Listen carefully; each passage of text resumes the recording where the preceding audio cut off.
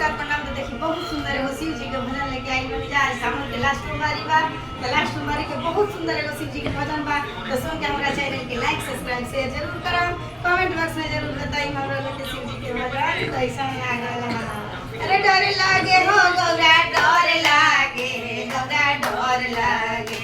अरे डर लागे हो गौरा, डर लागे हो गौरा, डर लागे। हो गौरा तोहरे साजनवा से डर लागे, गौरा तोहरे साजनवा से डर लागे। पूरी मिठाई शिव के मन ही ना भावे, पूरी मिठाई शिव के मन ही ना भावे, मन ही ना भावे शिव के मन ही ना भावे, मन ही ना भावे शिव के मन ही ना भावे। अरे भनिया के गोलवा पर मन भावे हो, अरे भनिया के गोलवा पर मन भावे हो। गौरा डर लागे, गौरा तोहरे साजनवा से डर लागे, गौरा तोहरे साजनवा से डर। अरे डर लागे हो गौरा, डर लागे गौरा तोहरे साजनवा से डर लागे, गौरा तोहरे साजनवा से डर। धोतिया कुर्ता शिव के मन ही ना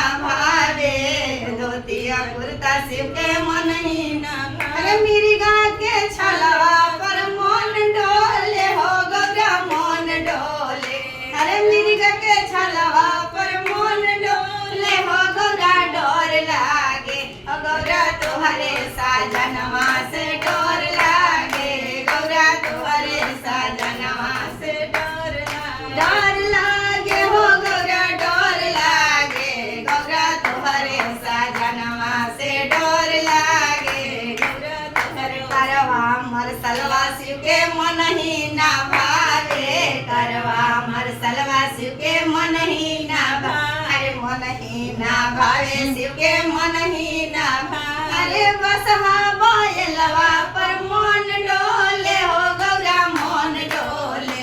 अरे बसहा बैलवा पर मन डोले हो गौरा, डर लागे गौरा तोहरे साजनवा से डर लागे, गौरा तोहरे साजनवा